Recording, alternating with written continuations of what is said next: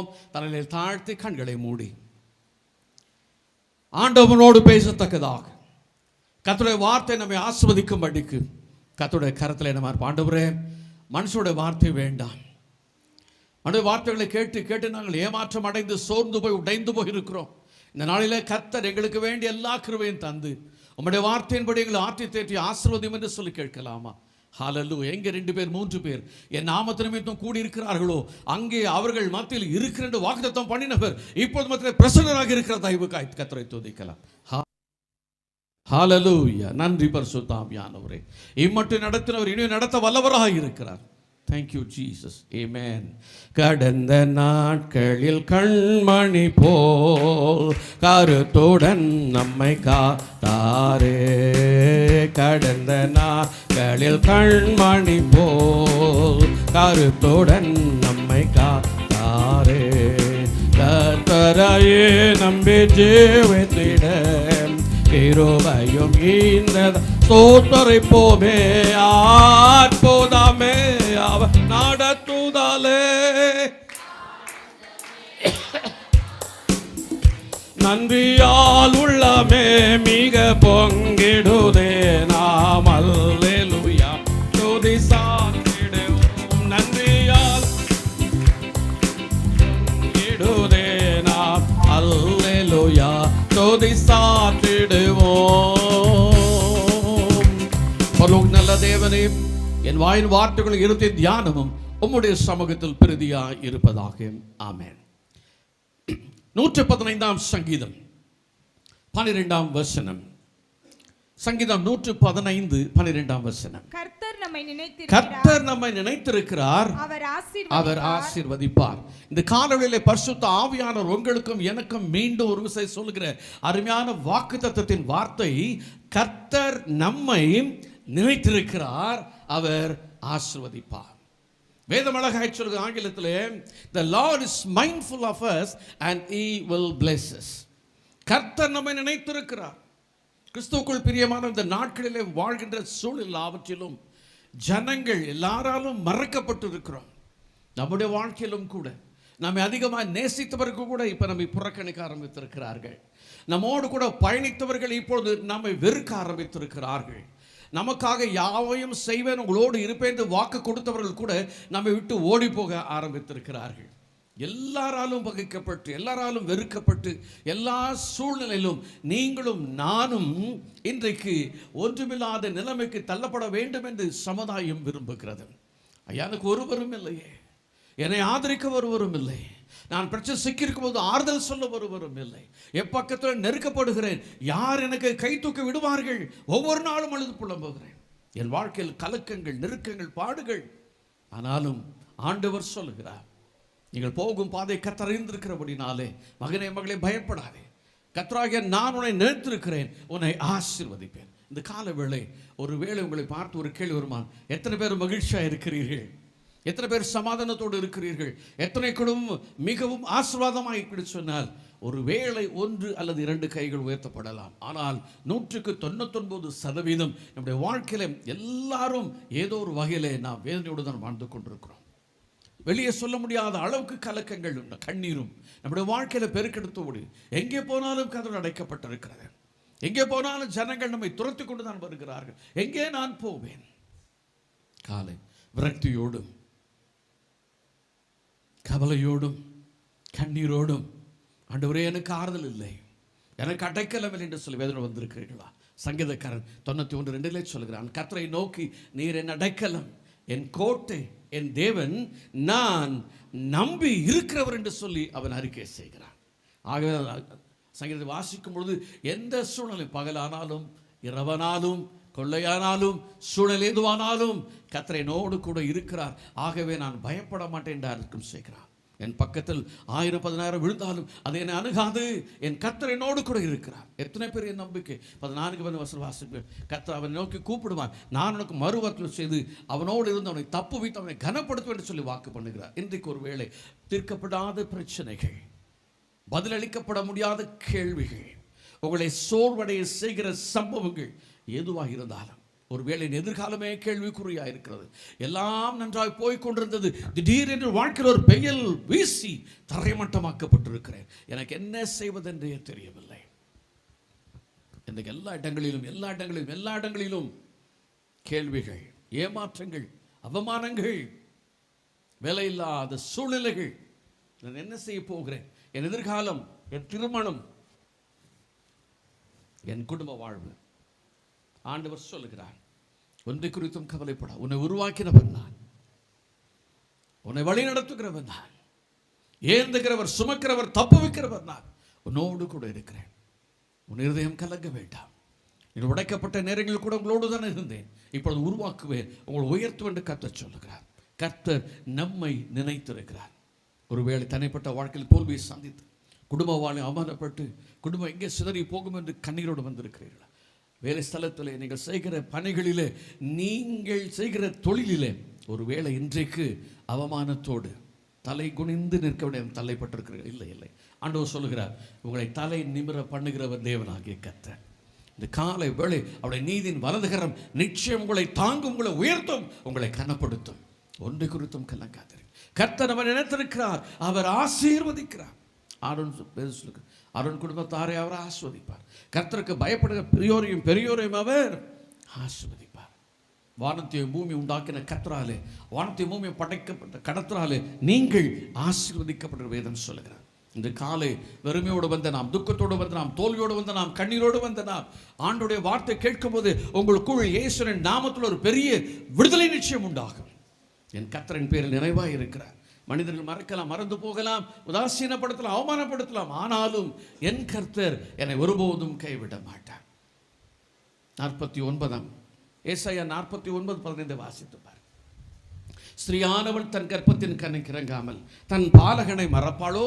அவர்கள் மறந்தாலும் நான் உன்னை மறப்பது இல்லை என்று கர்த்தர் சொல்லுகிறார். நான் உன்னை மறப்பதில்லை. எத்தனை அருமையான வார்த்தை! ஸ்திரீயான பெற்ற தாய் கூட மறந்து போகலாம், ஆனால் நம்மை படைத்த கடவுள் ஒருபோதும் நம்மை மறப்பதில்லை. எத்தனை பேர் இந்த வாக்கை யாராவது கொடுக்க முடியுமா? கொடுப்பார்கள். நான் இருக்கேன், கவலைப்படாதீங்க, நான் பார்த்துக்கிடுறேன், எதை பற்றியும் நீங்கள் யோசிக்காதீங்களாம் சொல்லுவாங்க. அவன் தான் முதல் எதிரியாக மாறுவான். அவன் தான் முதலாக சத்துருவா நமக்கு விரோதமாக கிரிகளை செய்வான். யார் வாக்கு கொடுக்குறாரோ அவர்கள் தான் நம்மை காலை வாரி விடுவார்கள். ஆனால் சொன்ன வார்த்தை நிறைவேற்றுகிற கர்த்தர் உங்களோடு இருப்பார். யாக்கோபுக்கு வார்த்தை சொன்னார், நான் உனக்கு சொன்னதை செய்யும் அளவும். அவன் கெஞ்சி கேட்கிற, ஆண்டவரே, நான் வெறும் கோலும் தடியும் ஆற்றை கடந்து போகிறேன், என்னை ஆசீர்வதிக்க வேண்டும், நான் மீண்டும் திரும்ப வர பண்ணுவீராக. அப்படி நீ செய்தால் எனக்கு கொடுக்கும் ஆசீர்வாதம் லாபத்தில் உமக்கு நான் காணிக்கை செலுத்த பொருத்தனை பண்ணின போது ஆண்டவர் உன்னோடு தெளிவாய் பேசினாரு. யாக்கோபே, நீ பயப்படாதே, ஒரு வெறுமையாய் போகலாம், உன்னை ஆசீர்வதிக்க கர்த்தர் உன்னோடு, உன் பேர் நிறைவாக இருக்கிற கர்த்தர் உன்னோடு கூட தான் இருக்க போகிறேன், பயப்படாதே. நீ திரும்பி வரும் வரைக்கும் உனக்கு நான் வாக்கு கொடுக்கிறேன். உனக்கு சொன்னதை செய்யும் அளவும் அதை நிறைவேற்றும் அளவும் உன்னை நான் கை விடுவதே இல்லை. எத்தனை பெரிய வாக்குத்தத்தம் சொன்னார், நிறைவேற்றினார், அப்படியே வாழ்க்கை செய்தார். 2 பரிவாரங்களோடு அவன் திரும்பி வரும்படி கர்த்தர் உதவி செய்தார். இன்றைக்கும் உங்களுடைய வாழ்க்கை, உங்கள் குறைவுகள் நிறைவாகும், தோல்விகள் ஜெயமாகும், உங்கள் கண்ணீர் துடைக்கப்படும். எல்லாவற்றிலும் உங்கள் எதிர்காலத்தில் இயேசு கிறிஸ்துவை பதிலாக இருந்து உங்களை வழிநடத்த போகிறார். தைரியமாய் சொல்லுங்கள், கர்த்தர் என்ன, நான் தாழ்ச்சியடைவதில்லை. கர்த்தரை நினைத்திருக்கிறார், அவர் என்னை ஆசீர்வதிப்பார். ஏசாயா 44:29 வாசித்து பாருங்கள். யாக்கோபே, இஸ்ரவேலை நினை, நீ என் தாசன், நீ என்னால் மறக்கப்படுவது இல்லை என்று சொல்லி கர்த்தர் சொல்லுகிறார். நீ என்னால் மறக்கப்படுவதில்லை. எத்தனை பெரிய வாக்குத்தத்தம்! உங்களை மன்னவி மறாமல் ஒவ்வொரு நொடியும் காத்து வருகிற ஆண்டவர் அற்புதங்களை செய்கிறார், அற்புதங்களை செய்கிறார். பிரியமானவர்களே, சாராள் நவராஜ் அவர்கள் அரசாங்க பணி கிடைத்து அவர்கள் ரயிலில் ஏறும்போது ஆண்டோடைய வார்த்தை வந்ததான், நீ இந்த பணிக்கு போகக்கூடாது, என்னுடைய ஊழியத்திற்காக உன்னை அழைக்கிறேன் என்று சொல்லும் பொழுது குடும்பத்தில் ஒருவரும் அதை ஏற்றுக்கொள்ளவில்லை. தகப்பனும் ஏற்றுக்கொள்ளவில்லை, தாயாரும் ஏற்றுக்கொள்ளவில்லை. அரசாங்க உத்தியோகம் கிடைத்திருக்கிறது, அதை விட்டு விட்டு நீ ஊழியத்திற்கு போகணும்னு சொல்லுகிறாயே என்று சொல்லும்போது ஒருவரும் சந்தோஷப்படவில்லை. ஆனால் ரயில் ஏறும்படி ஸ்டேஷனுக்கு வருகிறார், ரயில் அவளோடு காத்திருக்கிறார், என்னை வழி அனுப்புவதற்கு தகப்பன வருவார் என்று சந்தோஷமாக இருக்கும்போது ஒருவருமே வரவில்லையா. உள்ளம் உடைந்து துக்கத்தோடு கூட ஒளித்து கூறப்படும் போதே கண்ணீரோடு தான் புறப்பட்டார்களாம். அப்பொழுதுதான் அந்த ட்ரெயினில் வைத்து அவர்கள் எழுதின பாடல், என்னை மறவா இயேசுநாதா உந்தன் தயவால் என்னை நடத்தும். தாய் தன் பாலகனை மறப்பாள், பெற்ற தகப்புறம் என்னை மறந்து விட்டார்கள், தாயும் மறந்து விட்டார்கள், ஒருவருமே எனக்கு ஆதரவில்லை, ஆனால் நீர் என்னை மறவாத நேசர் என்று சொல்லி ரயிலிலே எழுதின பாடல் தான் இன்றைக்கும் ஜீவனுள்ள பாடலாய் நம்மோடு கூட நம்ம ஒரு கவியை பாடி கர்த்தருடைய நாமத்தை உயர்த்தலாமா? ஹல்லேலூயா. வல்ல ஜீவ வாக்குதத்தங்கள் வரைந்தனக்காய் இந்ததாலே ஸ்தோத்திரம். வல்ல ஜீவ வாக்குதத்தங்கள் வரைந்தனக்காய் இந்ததாலே ஸ்தோத்திரம். நீரறியா யாதும் நேரிடார் என் தலை முடியும் எண்ணி நீரே. நீரறியா யாதும் நேரிடார் என் தலை முடியும் எண்ணி நீரே. என்னை மறவா இயேசுநாதா உந்தன் தயவால் என்னை நடத்தும். என்னை மறவா இயேசுநாதா உந்தன் தயவால் என்னை நடத்தும். வல்ல ஜீவ வாக்கு தத்தங்கள் ஒருபோதும் அங்காத வாக்கு கைவிடாத நேசர் நம்மோடு கூட சொல்லுகிறார். நான் உன்னை நினைத்திருக்கிறேன், ஒருபோதும் உன்னை மறக்க மாட்டேன், நிச்சயமனோடு கூட இருந்து உன்னை ஆசீர்வதிப்பேன் என்று சொல்லுகிறார். ஆதியாகமத்தின் புத்தகம் 6ஆம் அதிகாரத்தில் வாருங்கள். தேவன் வானத்திலிருந்து மனிதனை பார்த்தார், அவர் நித்தமும் பாவம் செய்து ஆண்டோட வேதம் சொல்லுகிறது, நான் இந்த ஜனத்தை நிக்கிரகம் பண்ண போகிறேன். தேவனாய் சாயலாய் படைக்கப்பட்ட மனிதன் தேவனுக்கு விரோதமாய் எழும்பி பிசாசுக்கு செவி கொடுத்து பாவம் செய்தபடினாலே அவன் முற்றிலும் தேவனுக்கு விரோதமாய் செயல்பட ஆரம்பித்தான். ஆண்டவருடைய இருதயம் உடைந்து போனது. என்னுடைய சாயலாய் இருந்து என்னுடைய நாமத்தை கனப்படுத்த வேண்டியவன் பிசாசுக்கு தன்னை ஒப்பு கொடுத்தான் என்று சொல்லி அந்த உலகத்தை அழிக்க வேண்டும் என்று சொல்லி தீர்மானம் பண்ணி நோவாவை மாத்திரம் அழைக்கிறார். 9ஆம் வசனத்தை வாசித்து பாருங்கள். நோவாவுக்கோ கர்த்தருடைய கண்களிலே தயவு கிடைத்தது. அவனை பார்த்து சொல்லுகிறார், பெருமழை வரப்போகிறது, கொப்பேறு மரத்திலே மரங்களை வெட்டி ஒரு பெரிய பிழை உண்டு பண்ணு, நான் அது உன்னுடைய குடும்பமும் நான் அனுப்பு சகல காட்டு ஜீவ பறவைகளும் அதில் பிரவேசிக்கட்டும் என்று சொல்லி அனுப்புகிறார். அப்படியே நடந்தது. வாசித்து பாருங்கள். ஆதியாகமம் 6ஆம் அதிகாரம் 11ஆம் வசனத்திலே ஜனங்கள் எப்படி வாழ்ந்து கொண்டிருந்தார்கள்? 6:11 பூமியானது தேவனுக்கு முன்பாக சீர்கெட்டதா இருந்தது. பூமி கொடுமையினால் நிறைந்திருந்தது. தேவன் பூமியை பார்த்தார், இதோ அது சீர்கெட்டதா இருந்தது. மாம்சமான யாவரும் பூமியின் மேல் தங்கள் வழியை கெடுத்துக் கொண்டிருந்தார்கள். அழகாக சொல்லுங்க. பூமியில் அத்தனை பேரும் தங்கள் வழியை கெடுத்துக் கொண்டிருந்தார்கள். கர்த்தர் வானத்திலிருந்து பார்த்தார், சொன்னார், இந்த சந்ததியை அழிக்கட்டும், ஒரு புதிய சந்ததியை உருவாக்கட்டும், நிக்கிரகம் பண்ண. ஆனால் அந்த கால நீதிமானாய் வாழ்ந்த நோவாவுக்கோ கர்த்தருடைய கண்களிலே தயவு கிடைத்தது. கர்த்தருடைய கண்களில் தயவு கிடைத்தது.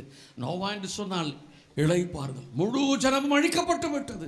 ஆனால் இளைப்பாறுதல் பெயர் கொண்ட நோவாவுக்கு கர்த்தருடைய கண்களிலே இளைப்பாறுதல் கிடையாது. சொன்னார், நீ போய் அப்படியே இருக்கிறான், பெருமள்ளம் இருக்கிறது, முழு சங்கதி அழிந்து போகிறது, முழு நாட்கள் வருகிறது. தேவன் சொன்ன வேகமாக நான் போகிறேன், பூமியில் வற்றிட்டதா என்று சொல்லி சூழ்நிலை பார்த்தபோது எல்லாவற்றிலும் அந்த பிழை அராத்மாவில் வந்து நிற்கிறார். தேவன் கிருபையாய் இறங்கினார். கர்த்தருக்கு பயந்து நீதிமானாய் வாழ்ந்த நோடைய வாழ்க்கையில கர்த்தருடைய கண்களை கிறுக்கப்பட்ட போது அவருடைய வாழ்க்கை நடந்த சம்பவம் என்ன தெரியுமா? அதே ஆதியாகமம் 8ஆம் அதிகாரம் 1ஆம் வசனம் சொல்லுகிறது, கர்த்தர் நோவாவையும் அவளோடு பேழைந்த நாட்டு மிருகங்களையும் காட்டு பறவைகளையும் எல்லாவற்றையும் நினைத்தருளினார். எல்லாம் அழிந்த போதிலும் கூட நோவாவை கர்த்தர் நினைத்தருளினார். அப்படி சொல்லுகிறார், நீங்கள் இப்பொழுது புறப்பட்டு போங்க, பூமி எங்கும் எல்லாவற்றும் பலுகி பெருகி ஆசீர்வாதமாக இருங்கள் சொல்லுகிறார். மிகப்பெரிய ஒரு ஆசீர்வாதத்தை கொடுக்கிறார். பாவம் நிறைந்த உலகில் பாவத்தோடு இணைந்து வாழாமல் பாவத்துக்கு எதிர்த்து நின்றபடினாலே கர்த்தர் அவனை மாத்திரம் தெரிந்து கொள். இன்றைக்கும் நீங்களும் கர்த்தருக்கு நானும் பிரியமானவர்கள் நடப்போம் என்று சொன்னார். கர்த்தர் தம்முடைய பிள்ளைகளை ஒருபோதும் கைவிடவே மாட்டார். வேதம் சொல்கிறது, கர்த்தருக்கு பயப்படுகிறவன் எவனோ அவன் பாக்கியவனாயிருப்பான். நீ வாலாகாமல் தலையாவாய், கீழாகாமல் மேலாவாய். தேவன் உங்களையும் என்ன இந்த நாள் முதற்கொண்டு கீழாகாமல் மேலாகும்படி உயர்த்தப் போகிறார். ஒருவேளை கடன் கடன் கடன் கடன் சொல்லி கடன் பிரச்சனை வாழ்ந்து கொண்டிருக்கலாம். ஆனால் இன்று கர்த்தர் சொல்லுகிறார், கர்த்தர் நினைத்திருக்கிறபடினாலே, கர்த்தர் கீழ்ப்படிந்து வாழ்கிறபடினாலே, கர்த்தர் இன்று முதல் நீ கடன் வாங்குவதில்லை, அநேகருக்கு கடன் கொடுக்கிறவனாய் மாறி போக போகிறாய்.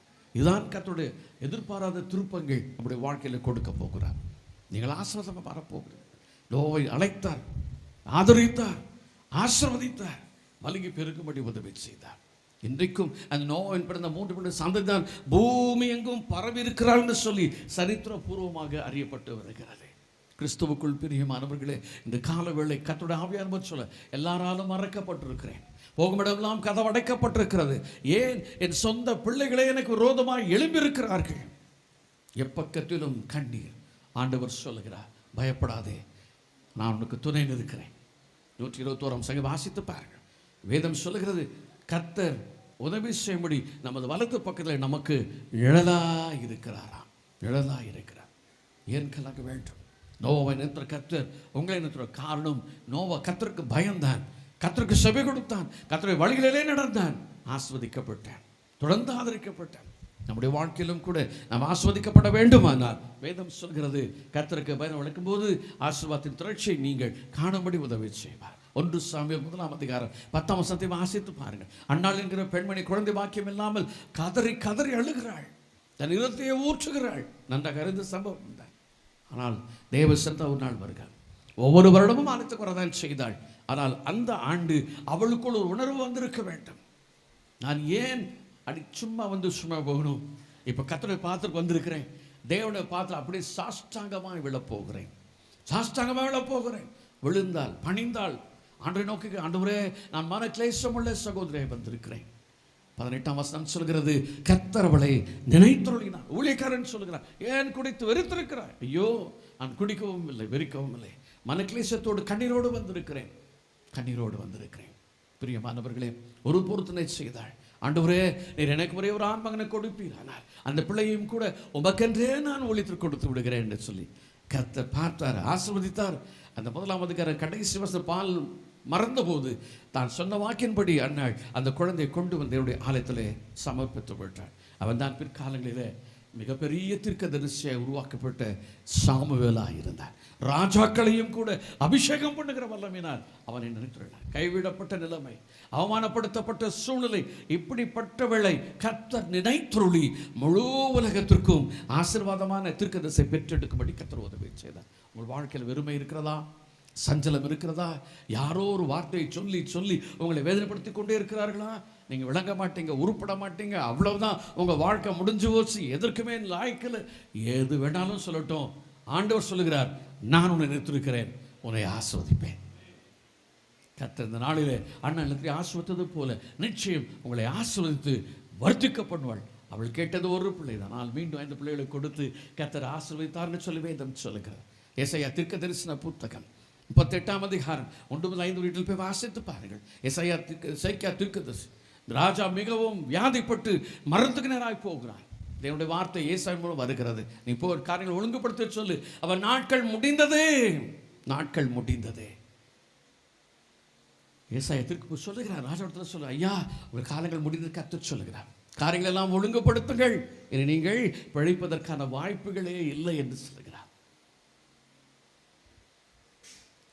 இன்றைக்கும் ஹாஸ்பிட்டலில் ஒருவேளை ஐசியூவில் யாராக இருந்தாங்கன்னா குடும்பத்தை சேர்ந்த மக்கள் எவ்வளோ சந்தோஷமாக முன்னால் அலைஞ்சிட்டு இருப்பாங்க, அப்படி தானே? எப்படி இருக்கும் அவங்க முகம்? வேதனையோடு பார்க்கும்போதே துக்கம் கவி இருக்கும். என்ன நடக்கும், அடுத்த டாக்டர் என்ன சொல்ல போகிறார், என்ன வார்த்தை வரும், அந்த வார்த்தைக்காக அவளோடு காத்திருப்போம்ல, என்ன வார்த்தை சொல்ல போகிறார். ஆனால் இங்கே போகிறார், வியாதியின் கொடூரம், மருத்துவம் உதவி செய்யவில்லை, தீர்க்கதரிசி வந்து கர்த்தருடைய வார்த்தையை சொல்லிவிட்டார், நீர் பிழைக்கவன். உடனே என்ன செய்தான் தெரியுமா? 3ஆம் வசனத்தை சற்றே வாசிக்கலாம். ஏசாயா 38:3. கர்த்தாவே, நான் உனக்கு முன்பாக உண்மையும் உத்தமமாய் நடந்து உமது பார்வைக்கு நலமானதை செய்தேன் என்பதை நினைத்தருளும். அழகாக ஒரு வார்த்தை கேட்கிறான். Lord, remember me, remember me please. என்னை நினைத்தருளும் ஆண்டவரே, நமக்கு நலமானதை செய்திருக்கிறேன், ஒரு விசை நினைத்தருளும் என்று சொல்லி கேட்கிறான். அடுத்த வருஷத்துல ஆண்டவர் என்ன சொல்லுகிறார்? அப்பொழுது ஏசாயாவுக்கு உண்டான கர்த்தருடைய வார்த்தையாவது, நீ போய் எசேக்கியாவை நோக்கி உன் தகப்பனாகிய தாவீதின் தேவனாயிருக்கிற கர்த்தர் சொல்லுகிறது என்னவென்றால், உன் விண்ணப்பத்தை கேட்டேன், உன் கண்ணீரை கண்டேன். இதோ உன் நாட்களோடு 15 வருஷம் கூட்டுவேன். ஹல்லேலூயா. போய் சொல்லுகிறான். உடனே அவனுடைய ஜெபங்கள் கேட்கப்பட்டதா? இன்னைக்கு நமக்கு நிறைய பேர் சந்தேகம், நான் ஜெபிக்கிறேன், ஜெபம் கேட்கப்படுமா? இல்லையே. ஏன் பதில் வரவில்லை? சோர்ந்து போகிறோம். உடனே தைரியத்தோடு ஆண்டவரே நினைத்தருளும். ஆண்டவர் சொல்லுகிறார், உன் விண்ணப்பத்தை நான் கேட்டேன், உன் கண்ணீரை நான் கண்டேன். ஆகாரம் சொல்லுகிறார், என் கண்ணீரை காண்கிற தேவனை இங்கே நான் கண்டேன். நம்முடைய ஆண்டவர் நம்மை காண்கிறவர். எங்கே இருக்கிறார்? ஒருவேளை உங்கள் கண்களுக்கு மறைவாயிருக்கிறார், ஆனால் அவர் உங்களை வானத்திலிருந்து பார்த்து கொண்டே தான் இருக்கிறார். வானத்திலிருந்து கண்ணுக்கு கொண்டே தான் இருக்கிறார். 20ஆம் சங்கீதம் வீட்டில் போய் வாசித்து பாருங்க. 6ஆம் அழகாக சொல்கிறது, பரிசுத்த வானத்தில் இருந்து உங்களுடைய ஜெபத்தை அவர் கேட்கிறாராம். அங்கிருந்து அவருடைய செவிகள் கேட்கிறது. இசைக்க பார்த்து சொன்னார், உன் விண்ணப்பத்தை கேட்டேன். இன்றைக்கு வாழ்க்கையில் ஒரு பெரிய ஏக்கம், ஆண்டவரின் ஜெபத்தை கேட்கிறாரா? என்னை பார்க்கிறாரா? ஆண்டவர் சொல்கிறார், உன்னை காண்கிறேன், உன் ஜெபத்தை கேட்கிறேன். இப்போதான் எல்லாமே வயர் இல்லாமல் வந்துருச்சுல்ல. முந்தியெல்லாம் பெரிய லேண்ட்லைன் இருக்கும், பூமி கடையில் பதிச்சு, அதுக்கப்புறம் பெரிய வயர்லாம் கனெக்ட் பண்ணுவாங்க. ஃபோன் எங்கேயாவது கட்டாச்சுன்னா போச்சு. அதுக்கப்புறம் அங்கே இருந்துச்சு, இங்கே வந்துச்சு, என்னென்ன வந்துச்சு. அப்புறம் இங்கேருந்து இது தொங்குற மாதிரி வயரை போட்டு பாக்கெட்டில் போட்டுக்கிட்டாங்க. இப்போ அதுவும் கட் ஆயிருச்சு. காதுக்குள்ளே மேலே கம்மல் போடுவாங்க. இப்போ காதுக்குள்ளே என்னமோ சொல்லிட்டு அலையிறான் அவன். ஒரு பயிலுக்கு நம்ம பேசுறது கேட்க மாட்டேங்குது. நம்ம பொண்டாட்டிக்கே கேட்கச்சு, நம்ம பொண்டாட்டி இல்லை, ஏன் பொண்டாட்டி கேட்க மாட்டேங்குது. வீட்டில் தான் இருப்பாங்க. நான் உதாரணத்துக்கு சொன்ன தப்பாக நினச்சிக்கிறேன், அதுக்கு அவன்கிட்ட அந்த இன்ஸ்ட்ருமெண்ட்லாம் இல்லை. உங்கள் வீட்டிலையே என்ன கத்துறது? என்ன கத்துறேன்? என்ன மாதிரி கத்திக்கிட்டு இருக்குன்னு சொல்கிறோம்? சொல்லுங்க, ஏன் கேட்கல? இப்போ கொஞ்சம் சத்தமாக சொல்லுங்களேன். இவ்வளோ அமைதியானவங்களா நீங்கள்? என்ன காட்டு கத்து? கரெக்ட் தானே? காட்டு கத்துற. அப்புறம் இன்னொரு கத்து கரெக்டாக சொல்லிட்டீங்க. கழுத மாதிரி கத்திக்கிட்டு இருக்கு. வீட்டில் கழுதையோ காட்டில் தான் வாழ்ந்துக்கிட்டு இருக்கோம். பக்கத்து சீட்லேயே உட்காந்துருப்பாங்க. காட்டு கூச்சல் போடும், காதில் கேட்காது. அப்போ தான் பிசாசு பிடிச்ச மாதிரி நமக்கே பயமாக இருக்கும் பக்கத்தில் உட்கார்றது. அடுத்து நம்ம தான் பாதிக்கப்படுவோம். மண்டையிலே கொண்டையிலையும் ஒரே ஒரு போட்டுக்கிட்டு அவங்க போடுற ஆட்டம். உன் நிலமா தான் நினைக்கிறேன் இல்லை? ஆமாங்கிறான், ஒத்துக்கிட்டான், மனம் திரும்பிட்டான், ரட்சிப்பு உண்டானது.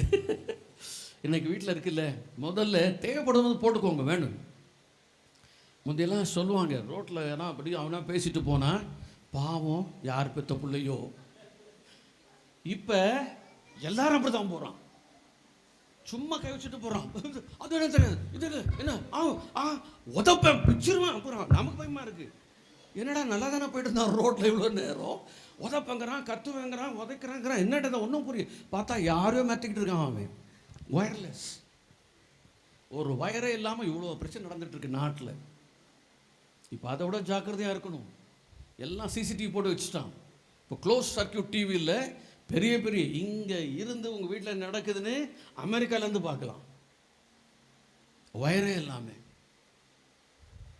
நம்மளை கண்காணிச்சுட்டே இருக்காங்க தெரியுமா? ஒரு நாள் கலைவாண ரங்கத்தில் ஒரு ப்ரோக்ராம் கெஸ்ட்டாக கூப்பிட்டுருந்தாங்க, போய்கிட்டு இருக்கேன். எங்கள் டிரைவர் வரல, ஆனாலும் கால் டாக்ஸியை புக் பண்ணி போய்கிட்டு இருக்கேன். என் மகன் அங்கேருந்து கார் அரேஞ்ச் பண்ணிக்கிட்டாப்புல போய்கிட்டு இருக்கோம். திடீர்னு திரும்ப ஃபோன் பண்ணுறாப்புல, டாடி இந்த சைதாப்பேட்டைக்கிட்ட வந்துட்டீங்க அப்படிங்க. எனக்கு பயமாயிருச்சு. அவர் வெளியூரில் உட்காந்துருக்காரு. இப்போ நான் சைதாப்பேட்டைக்கிட்ட நெருங்கிட்டு இருக்கேன்னு அவர் எப்படி பார்த்தாரு? நான் தான் உனக்கு எப்படி தெரியும்? இல்லை அவங்கள மானிட்டர் பண்ணிக்கிட்டே இருக்காங்கிறாப்புல. எனக்கு பக்குன்னு ஆயிடுச்சு. வெளியூரில் உட்காந்துட்டு உடனே மானிட்டர் பண்ணிக்கிட்டு இருக்கியா? கூப்பிட்டு சொல்வார், இல்லை சைதாப்பேட்டில் போகும்போது குறிப்பிட்ட டீ குடிப்பீங்களே, அந்த டீ கடை பக்கத்தில் வந்துருச்சுங்கிற. ஒரு ஊரில் ஒரு டீ கடை பிடிச்சி வச்சுருக்கேன் நான். அந்த டீ கடை வந்துருச்சு, டேடி அங்கே டீ குடிச்சிட்டு போவாங்க அப்படின்னு. அதான் யோசித்து பார்த்தேன், எங்கேயோ இருந்து புக் பண்ணி இங்கேருந்து நம்ம பொலிச்சலூர்லேருந்து தேனாம்பேட்டை போகிறதுக்குள்ளே நம்மளை எங்கேயோ இருந்து கண்காணிச்சிக்கிட்டு இருக்காங்க. ஒரு சாதாரண மனுஷனாலே இது முடியும்னா, அண்ட சராசரங்களை படைத்து வானம் எனக்கு சிங்காசனம் பூமி எனக்கு சொன்ன ஆண்டவரால் நீங்கள் கண்காணிக்கப்படுகிறீர்கள். உங்கள் ஜெபம் கேட்கப்படுகிறது, பயப்படாதிருங்கள். கர்த்தர் உங்களை ஆஸ்வதிப்பார். நான் சொன்ன, ஆண்டவரே நான் 7 சாக வேண்டும், என் ஜீவனை தான் 15 வருஷத்தை கூட்டினார். உங்களோட வாழ்க்கையில் பலவீனத்தோடு வந்திருக்கிறீர்களா? கண்ணீரோடு வந்திருக்கிறீர்களா? ஆண்டவர் வியாதி சுகமாக போராட்டு. இப்பொழுது கர்த்தருடைய வல்லமை இறங்கும். கர்த்தர் உங்களை தொடுவார், சுகமாக்குவார், குழந்தை பாக்கியத்தை கொடுப்பார், உங்களுக்கு எல்லா வியாதிகளையும் சுகமாக்குவார். நீங்கள் என்னென்ன மெடிக்கலாக எதிர்பார்க்கிறீர்களோ, மருத்துவம் செய்யாததை, மருத்துவரால் முடியாததை பரம வைத்தியராக ஆண்டவரால் இப்போது நீங்கள் நிச்சயம் பெற்றுக்கொள்ளப் போகிறீர்கள் என்பது விசுவாசிகள். கர்த்தர் உங்களுக்காக யாவையும் செய்து முடிக்க வல்லவராக இருக்கிறார். கர்த்தர் நம்ம நினைத்திருக்கிறார். அவர் ஆசீர்வதிப்பார், அவர் ஆசீர்வதிப்பார். கர்த்தருக்கு முன்பு வேதம் சொல்லுகிறது, மல்கியா 3:16 வாசித்து பாருங்கள். ஞாபக புஸ்தகம் என்று வைக்கப்பட்டிருக்கிறதாம். வேதம் அழகாய் சொல்லு, கர்த்தருடைய பிள்ளைகள் ஒருவரோடு பேசிக்கொள்வார்கள், கர்த்தர் அதை கவனித்து கேட்பார். ஒருவேளை நானும் பிஷப் ஏர்னஸ்டும் பேசிக்கிட்டு இருந்தா நாங்கள் ரொம்ப கவனமாக பேசணும். நீங்கள் 2 பேரும் பேசினா ரொம்ப கவனமாக பேசணும். ஏன்னா நீங்கள் சொல்வீங்க, அக்கா பார்த்து பேசுங்க அக்கா, அக்கம் பக்கம் சொல்லுங்க, எல்லாம் பழமொழி தானே. எப்படி பேசணும்? அக்கம் பக்கம் என்ன ஒன்றுமே தெரியாதா உங்களுக்கு? தமிழ் தெரியாதா? கரெக்டாக சொன்னாங்க பாருங்க, கானா பாட்டு அம்மா. அக்கம் பக்கம் பார்த்து பேசணும். ஏன்னா எதுக்கு காது இருக்கு? செவுத்துக்கு காது இருக்குது. அதான் நீதிமொழிகள் சொல்றான், ராஜாவை குறித்து எதுவும் பேசிடாதப்பா, அங்கே இருக்கிற இது போய் ராஜாட்ட சொல்லிடும், செவரு போய் சொல்லிடும், ராஜாவுக்கு உன்னை போட்டு கொடுத்துரும் அப்படிங்கிற. ரொம்ப கவனமாக இருக்கணும். நம்ம 2 பேரும் சொல்லிக்கிடும், ஏக்கா வசந்தி அக்காவை பற்றி தெரியுமா? ரூத் அக்காவை பற்றி தெரியுமா? எஸ்தர் அக்காவை பற்றி தெரியுமா? இந்த குசும்பிக்காவை, குசும்பி, இந்த குசுமின்னு சொல்லும் போது குசும்பிக்கு டக்குன்னு நியூஸ் போயிடும். ரொம்ப ஜாக்கிரதையாக இருக்கணும் யார் பேசினாலும். அதனால் தான் நேற்று நாங்கள் பேசிகிட்டு இருக்கும் போது கிளினிக் ஒரு தம்பி ஊழியக்காரோட பாஸ்டரோட பாங்க, அங்கிள் எங்கள் அப்பா அடிக்கடி சொல்லுவாங்க, நம்ம 2 பேரும் பேசிக்கிட்டு இருக்கோமே, நம்ம பேசுறதை கர்த்தர் பார்க்குறார், நம்ம வார்த்தையில் நம்ம கவனமாக இருக்கணும். எத்தனை உண்மையான வார்த்தை! நான் பேசுகிறதை கர்த்தர் கவனித்து கேட்கிறாராம். இன்றைக்கு நீங்களும் ஜெபிப்பதை கர்த்தர் கேட்கிறார்.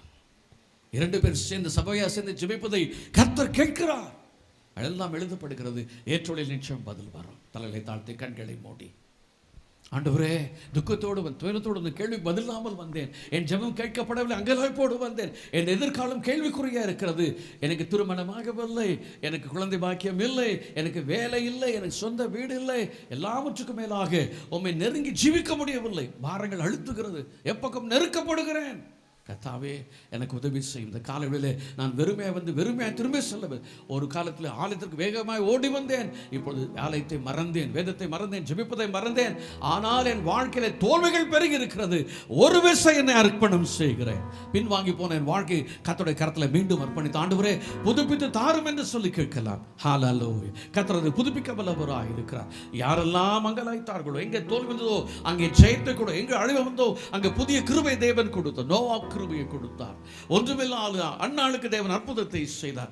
வாழ்க்கை நெருங்கிவிட்ட முடிவு வந்தது. இசைக்கட வாழ்க்கையில மீண்டும் ஒரு மறுமலர்ச்சி செய்ய தேவன் கொடுத்து ஆசீர்வதித்தார். உங்களுக்கும் எனக்கும் தேவன் அற்புதம் செய்ய வல்லவராய் இருக்கிறார். ஒன்றை குறித்தும் கலங்காதிருங்கள். நாம் ஆராதிக்கிற தேவன் உண்மை உள்ளவராய் இருக்கிறார். ஹல்லேலூயா! Thank you Jesus. Thank you Jesus. Hallelujah. கர்த்தருடைய நாமத்தை நாம் உயர்த்த போகிறோம். பரிசுத்த ஆவியானவரே உமக்கு நன்றி. அப்படி உள்ளத்திலிருந்து கர்த்தருடைய நாமத்தை உயர்த்து உங்க ஜெபத்தை கர்த்தரிடம் சொல்லுங்க. ஆண்டவரே, என் ஜெபத்தை கேளும். எசேயாவுக்கு பதில் தந்துரே, எசேக்கியாவுக்கு சுகம் தந்தீரே, எனக்கும் ஆறுதல் செய்யும், அற்புதம் செய்யும். கேட்போம். கர்த்தர் நிச்சயமாய் கொடுக்க வல்லவராயிரு. ஹalleluya, thank you Jesus. எனக்கு ஒத்தாசை வரும் பர்வதம் நேராயன் கண்களை ஏறெடுப்பேன். எனக்கு ஒத்தாசை வரும் பர்வதம் நேராயன் கண்களை ஏறெடுப்பேன். வானமும் பூமியும் படைத்த வல்ல தேவ இடமிருந்தே, வானமும் பூமியும் படைத்த என்னும் கடங்கா நன்மைகள் வருமே, என் கண்கள் ஏறெடுப்பே. என்னும் கடங்கா நன்மைகள் வருமே, என் கண்கள் ஏறெடுப்பேன். எனக்கு ஒத்தாசை வரும் பர்வதம் நேராயன் கண்களை ஏறெடுப்பேன். வானமும் பூமியும் படைத்த வல்ல தேவனிடமிருந்தே, வானமும் பூமியும் வானத்தையும் பூமியும் படைத்த கர்த்தராலே ஆசீர்வதிக்கப்பட்ட நீங்கள் என்று காலையில தேவனுடைய வாலயத்திலிருந்து நாட்டப்பட்ட ஆசீர்வாதத்தை நிச்சயம் சொந்தமாக்கிக் கொள்ள போகிறீர்கள். ஹalleluya. எண்ணும் கடங்காத நன்மையினால் என் தேவன் இந்த காலையில ஒவ்வொரு நிரப்புகிறார், ஒவ்வொரு குடும்பத்தை நிரப்புகிறார், திருச்சபையை நிரப்புகிறார். பெருமையாய் வந்தேன், நான் நிறைவாய் கடந்து செல்ல போகிறேன். தோல்வியோடு வாழ்ந்தேன், இனி ஜெயமாய் மாறப் போகிறேன். வியாதியோடு வந்தேன், பூரண சுகத்தை பெற்றுக் கொள்ளுகிறேன். ஹalleluya. நன்றி பரிசுத்த ஆவியானவரே. கண்களை ஏறெடுப்பேன். எனக்கு ஒத்தாசை வரும் பர்வதம் நேராய்.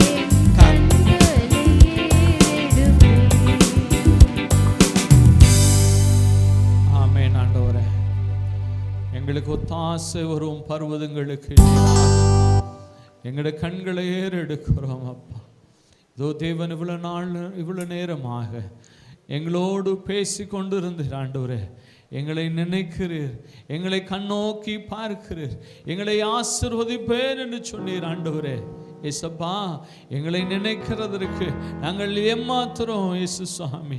நாங்கள் தேவனுடைய பிள்ளைகளாய் எப்பொழுதும் ஆண்டவரே நாங்கள் உம்மை துதிக்கிற மக்களாய் நாங்கள் வாழ நீர் எங்களுக்கு கிருபையை தாரும் ஆண்டவரே.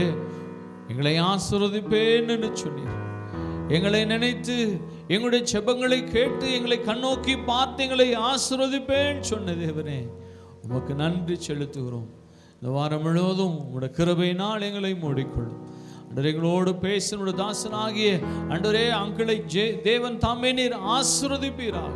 அவர் செய்கிற ஊழியங்களை கர்த்தர் நீர் ஆசீர்வதியும். மென்மேலும் ஆண்டவரே இன்னுமாய் கர்த்தர் நீர் பயன்படுத்தி உபயோகப்படுத்துங்க ஆண்டவரே. உம்முடைய நாமம் மகிமைப்படுத்துங்க. இயேசு கிறிஸ்துவின் நாமத்தில் பிதாவே, ஆமென். நம்முடைய கர்த்தராகிய இயேசு கிறிஸ்துவின் கிருபையும் பிதாவாக தேவனுடைய அன்பும் பரிசுத்த ஆவியானுடைய ஐக்கியமும் என்றும் என்றும் சதா காலங்களிலும் நம் அனைவரோடும் நிலைத்திருப்பதாக. ஆமென்.